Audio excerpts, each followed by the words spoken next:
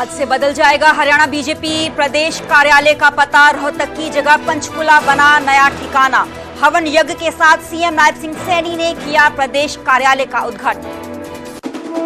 रोहतक में सीएम नायब सिंह सैनी का बड़ा ऐलान। पंचकुला के पिंजौर और गुरुग्राम में बनेगी फिल्म सिटी। पहले चरण में पिंजौर में 100 एकड़ में बनेगी फिल्म सिटी। सिरसा में पंजाब की महिला का हाई वोल्टेज ड्रामा। चालान काटने पर ट्रैफिक पुलिस से भिड़ी महिला। पीसीआर गाड़ी की चाबी छीनकर बोनट पर फेंक। पत में आर्यन हत्याकांड में पुलिस का बड़ा खुलासा। अमेरिका में बैठकर साहिल ने रची हत्या की साजिश। सीआईए 2 की टीम ने 2 आरोपियों को किया गिरफ्तार। पंचकुला के जंगकुआ गांव में भीड़ का तालिबानी इंसाफ। बेटे की गलती पर मां को 4 घंटे तक खंबे से बांधा। पीड़ित के बेटे ने ही किया महिला का अपहरण। पुलिस ने 2 लोगों को किया गिरफ्तार।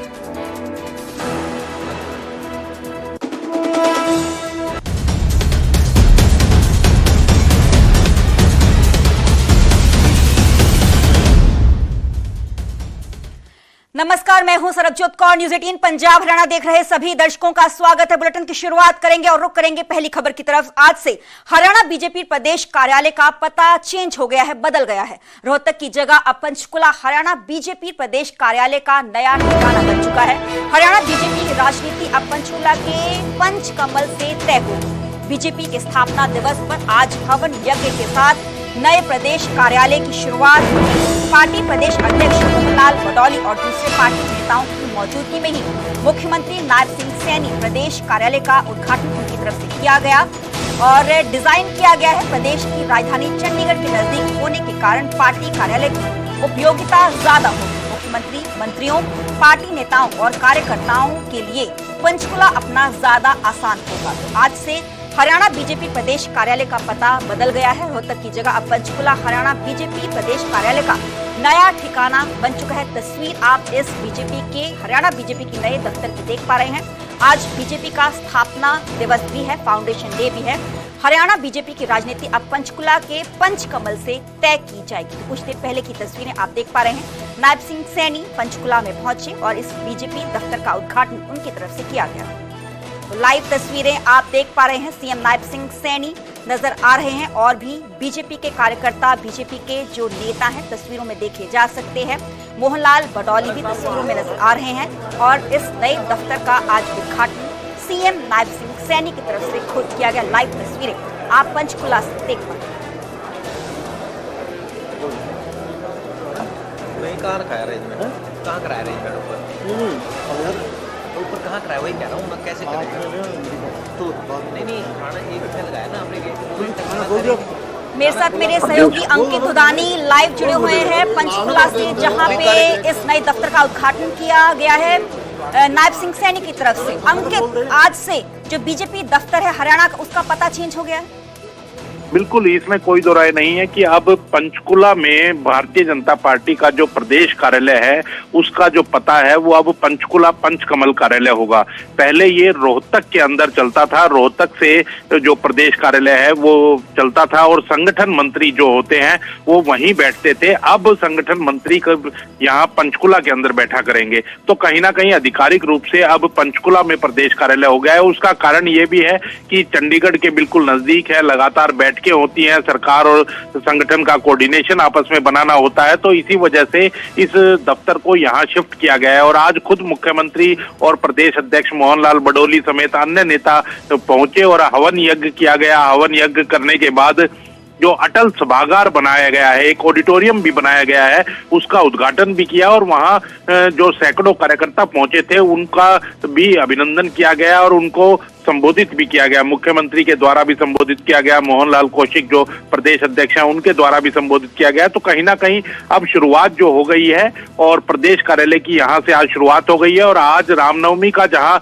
दिन है वहीं भारतीय जनता पार्टी का स्थापना दिवस भी है, तो इसी वजह से आज का दिन चुना गया और आज के दिन से ही अब प्रदेश कार्यालय का जो नया पता होगा वो पंचकुला होगा। जी जी बहुत बहुत शुक्रिया अंकित, हमें पूरी जानकारी देने के लिए। लाइव तस्वीरें आप देख पा रहे हैं, सीएम नायब सिंह सैनी खुद वहां पे मौजूद हैं, जहां पे पार्टी दफ्तर का पंचकुला में उद्घाटन उनकी तरफ से किया गया। पहले हवन यज्ञ करवाया गया और सारे ही नेता जो प्रदेश अध्यक्ष हैं वो भी मौके पे ही मौजूद है, मोहनलाल बडौली।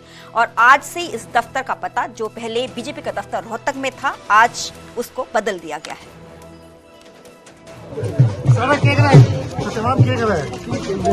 रेखा शर्मा जी कालका से हमारी विधायक आ गया पार्टी के स्थापना दिवस के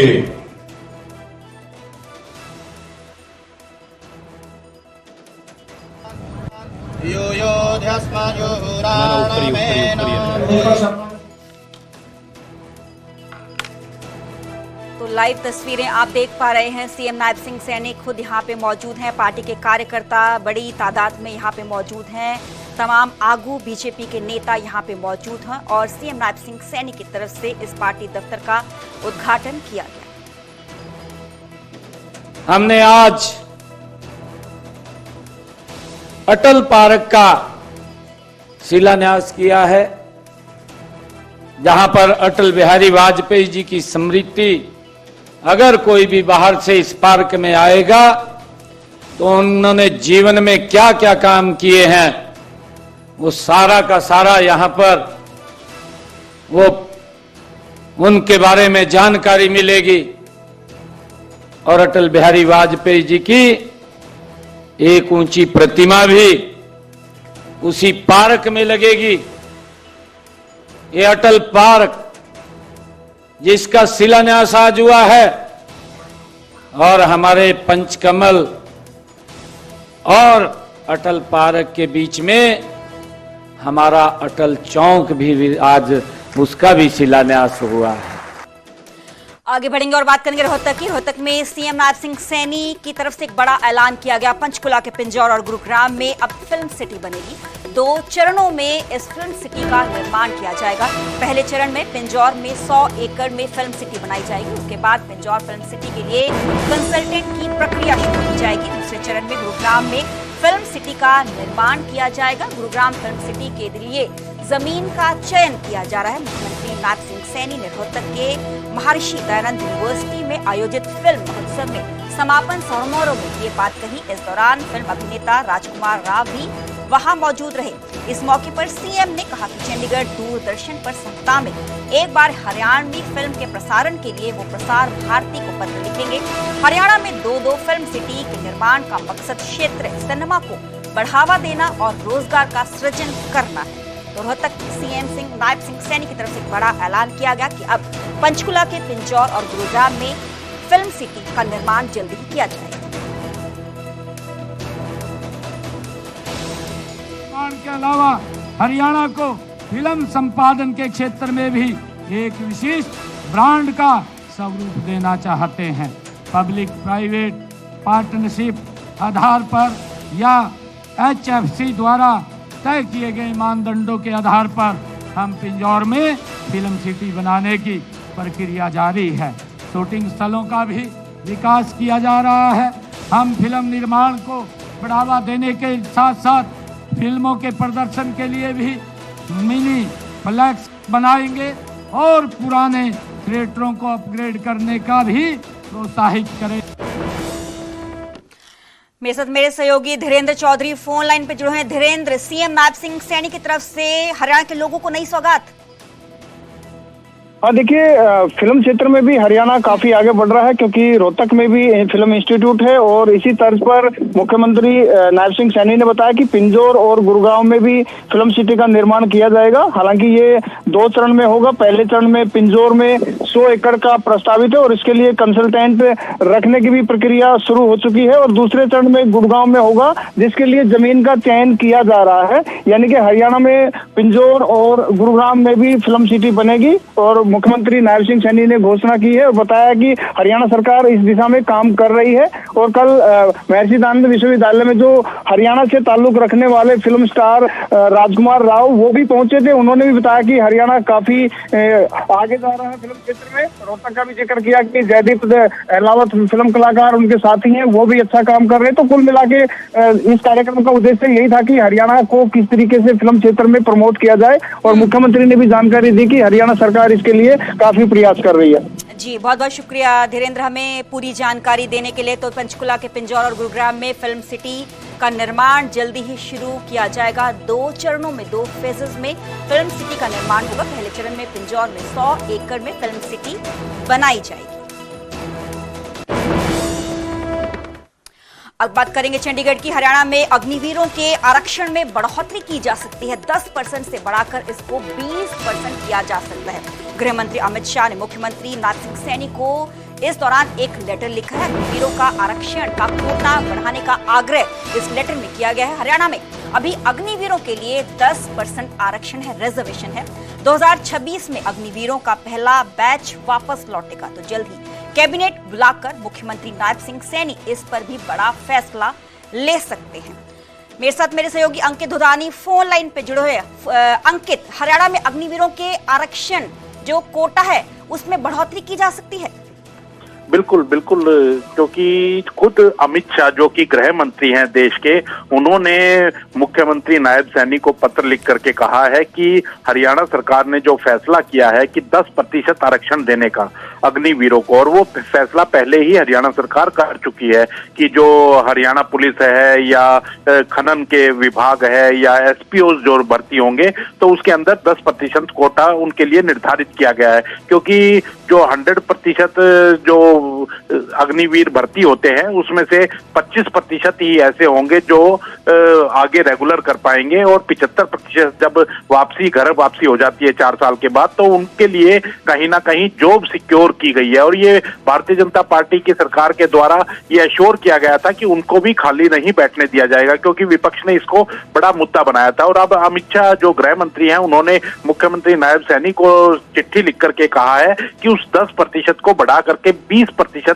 करने का अनुरोध किया है। तो कहीं ना कहीं गृह मंत्री ने जब मुख्यमंत्री को कहा है तो निश्चित तौर पर ये किया जाएगा, और उसके लिए ड्राफ्ट बनाना भी सरकार ने तैयार कर दिया है। और आने वाले दिनों के अंदर कैबिनेट की बैठक बुलाई जा सकती है, और कैबिनेट की बैठक जब होगी तो उसके अंदर ये प्रस्ताव लाया जाएगा और ये जो कोटा है, आरक्षण का जो कोटा है वो 20% कर दिया जाएगा, जिससे कि अग्निवीर जो 2026 में पहला बैच लौट करके वापिस आएगा, तो 4 साल का क्योंकि अग्निवीर का कार्यकाल होता है और 2026 में पहला बैच लौट करके वापस आएगा, तो उनको किसी भी तरह की बेरोजगारी ना झेलनी पड़े और उनको काम तुरंत मिल जाए। तो इस वजह से कहीं ना कहीं सरकार ने ये फैसला लिया है। और अब जो 20% आरक्षण का फैसला भी आने वाले दिनों के अंदर सरकार ले सकती है, क्योंकि खुद गृह मंत्री अमित शाह ने चिट्ठी लिख करके मुख्यमंत्री से अनुरोध किया है। जी बहुत बहुत शुक्रिया अंकित हमें पूरी जानकारी देने के लिए। तो जल्द ही कैबिनेट की बैठक बुलाकर मुख्यमंत्री नायब सिंह सैनी इस पर बड़ा फैसला ले सकते हैं। रोहतक के एमपी दीपेंद्र हुड्डा ने बीजेपी पे बड़ा हमला बोला है। कहा है कि कांग्रेस के माहौल के बावजूद मैनेज करके बीजेपी जीत गई। झूठ फूट और लूट की ये सरकार है। प्रदेश में एक मजबूत विपक्ष है, एक मजबूत ऑपोजिशन है। पिछले 11 सालों में नहीं किया गया कोई भी विकास। प्रदेश का बिजली की दर बढ़ने का गरीबों पर बड़ा असर, बड़ा इफेक्ट पड़ा है। सही बात है कि एक माहौल कांग्रेस के पक्ष में था और भारतीय जनता पार्टी ने झूठ फूट और लूट की राजनीति से मैनेज करके किसी प्रकार से अपनी सरकार बनाई। लेकिन ये सरकार जन भावनाओं के आधार पर सरकार नहीं बनी हुई। देश का कोई एक भी exit poll, opinion poll Bhajpa की सरकार नहीं दिखा रहा था। ये झूठ फूट और लूट की राजनीति के आधार पर शाम दाम दंड भेद से मैनेज की हुई ये सरकार है। लेकिन बहरहाल विपक्ष में एक मजबूत विपक्ष प्रदेश के लोगों ने दिया है कांग्रेस पार्टी के रूप में। 37 विधायक और लगभग बराबर का मत प्रतिशत विधानसभा चुनाव में और लोकसभा में 5 सांसद लोकसभा के कांग्रेस पार्टी को देकर एक मजबूत विपक्ष दिया है प्रदेश में। उस मजबूत विपक्ष की एक सकारात्मक भूमिका हर वर्ग की लड़ाई लड़कर कांग्रेस पार्टी निभाने का कार्य करेगी। विधानसभा के अगले ही दिन पहले टोल 15 रुपए बढ़ गए, फिर उसके बाद 40 पैसे प्रति यूनिट तक बिजली उपभोक्ताओं पर बिजली के रेट बढ़ा के उन पर बोझ डालने का काम किया। हरियाणा के केवल बिजली की मैं बात बताऊँ 5,000 करोड़ के लगभग का अतिरिक्त बोझ हरियाणा के गृहिणियों पर, माताओं बहनों पर और बिजली उपभोक्ता पर 5,000 करोड़ का अतिरिक्त बोझ डाल दिया। जबकि उतना ही 5,000 करोड़ इन्होंने कहा वादा किया था कि हम 2100 के लिए अलग से रखने का कार्य करेंगे। आगे बढ़ेंगे और बात करेंगे सिरसा की। हरियाणा में पंजाब की महिला ने हाई वोल्टेज ड्रामा किया है। चालान काटने पर ट्रैफिक पुलिस से ये महिला भिड़ गई। पीसीआर गाड़ी की चाबी छीनकर इसने बोनट पर फेंक दी। गाड़ी का 9,000 चालान काटने पर ये महिला भड़क उठी। बाद में महिला और उसके परिवार ने मुआवजा भी मांगी। दरअसल सिरसा में पुलिस ने महिला की गाड़ी का चालान काट दिया, जिसके बाद महिला ने हाई वोल्टेज ड्रामा कर दिया। वो बीच सड़क ट्रैफिक पुलिस कर्मचारियों से भिड़ गई। उसने पुलिस की पीसीआर गाड़ी की चाबी भी निकाली। इस दौरान पुलिसकर्मी उससे चाबी मांगते रहे, लेकिन उसने एक न सुनी। करीब 1 घंटे तक चली बहस के बाद आखिर में महिला ने चाबी पीसीआर गाड़ी के बोनट पर फेंक दी। इस पर ट्रैफिक पुलिस पास थाने में पहुंच गई, जहां महिला और उसके परिवार को बुलाया गया। यहां महिला और उसके परिवार ने माफी मांगी। महिला ने ट्रैफिक पुलिस से भिड़ने का वीडियो सोशल मीडिया पर वायरल हो रहा है।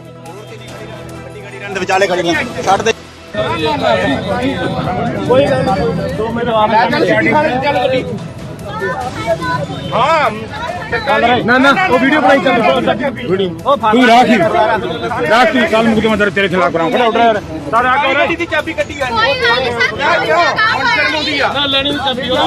बिना ले जाते तो ना जरूरत ही नहीं। खड़ी रहते गड्डी खड़ी रहते विचाले खड़ी रहते छड़ दे जिथे मर्जी छड़ दे पई रहन दे कोई दिक्कत नहीं। जिथे मर्जी छड़ दे बैठा ड्राइवर ने। पानीपत की अमेरिका में बैठकर युवक की हत्या की साजिश रची गई। प्रॉपर्टी हथियाने के लिए इस पूरी घटना को अंजाम दिया गया। आर्यन की हत्या मामले में पुलिस ने बड़ा खुलासा किया है। सीआईए स्टाफ की टीम ने 2 आरोपियों को, मुलजिमों को गिरफ्तार किया है। अमेरिका में बैठे साहिल ने हत्या का प्लान बनाया था। आर्यन की हत्या के बाद पूरे परिवार को खत्म करने की साजिश भी इसकी तरफ से रची गई थी। आरोपियों ने परिवार को खत्म करने का खौफनाक प्लान बनाया। गिरोह बनाकर लोगों में दहशत फैलाना चाहता है। हत्याकांड में एक और नाबालिग शामिल है, जिसकी तलाश पुलिस की तरफ से लगातार की जा रही है। आपको बता दें कि प्रॉपर्टी हथियाने के लिए आर्यन की चाकुओं से गोदकर हत्या की गई। आरोपियों ने 1-2 नहीं बल्कि आर्यन पर चाकुओं से ताबड़तोड़ 84 बार वार किया। पकड़े गए आरोपी योगेश और प्रदीप ने बताया कि साहिल ने अमेरिका में बैठकर प्लान बनाया था कि पहले आर्यन और फिर पूरे परिवार को खत्म कर देंगे और फिर उनकी प्रॉपर्टी हथिया लेंगे।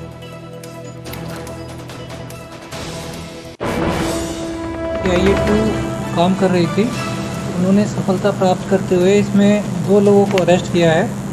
एक प्रदीप पुत्र जयकुमार है, जो निवासी राजेपुरा सोनीपत का है, और दूसरा युकेश पुत्र सुनील है, निवासी गांव मांडी का। इसमें जो पूछताछ में अभी तक सामने आया है वो यह है कि इस पूरे मर्डर की जो प्लानिंग थी वो मृतक के ताऊ के लड़के, सगे ताऊ के लड़के साहिल ने करी थी। साहिल अमेरिका में रह रहा है और वो डोंकी रूट से बाहर गया हुआ है। उसकी ये प्लानिंग थी कि इसका मर्डर करवा के इसकी मदर और जो इसका एक और भाई है उसका भी मर्डर करवा के जो प्रॉपर्टी है वो मेरे पास आ जाएगी। इसी प्लानिंग के तहत इन्होंने जो युकेश है और प्रदीप है और भी जो एक नाबालिग है उसका भी अभी हम रोल वेरीफाई कर रहे हैं, उनके ज़रिए उसने ये मर्डर का जो पूरा जो वारदात है इसका अंजाम दिया है। और इनसे अभी पूछताछ, इनको पेश करके अभी हम पूछताछ करेंगे। और अभी प्रारंभिक पूछताछ में यह भी सामने आया है इसकी प्लानिंग थी कि पूरे परिवार को ख़त्म करके प्रॉपर्टी हड़पने की। ओलंपियन विनेश फोगाट के चचेरे भाई की मौत हो चुकी है। सड़क हादसे में पहलवान नवदीप की मौत हुई है। NH 148B पर खसोला के पास वाहन ने जबरदस्त टक्कर मारी। पहलवान नवदीप ने स्टेट स्तर पर कई पदक जीते हैं। बता दें कि कुश्ती खिलाड़ी नवदीप बच्चों को प्रशिक्षण यानी कि सिखलाई भी उनकी तरफ से दी जाती थी। तो ओलंपियन विनेश फोगाट के चचेरे भाई की मौत हो चुकी है। एक सड़क दुर्घटना में उनकी जान गई है। पहलवान नवदीप ने स्टेट स्तर पर कई पदक, कई मेडल्स भी जीते हैं। कुश्ती खिलाड़ी नवदीप बच्चों को प्रशिक्षण भी देते हैं।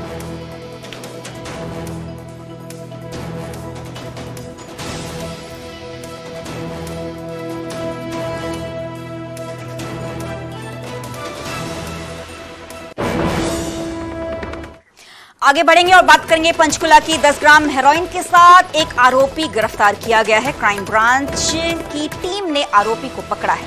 इंदिरा नगर कॉलोनी सेक्टर 17 का रहने वाला है पप्पू, जिसको गिरफ्तार पुलिस की तरफ से किया गया है। नशा तस्करों पर लगातार सख्ती पुलिस की तरफ से की जा रही है, क्राइम ब्रांच की तरफ से की जा रही है। गुप्त सूचना के आधार पर पुलिस को ये जानकारी थी, जिसके मुतल्लक ये पूरी कार्रवाई पुलिस की तरफ से की गई।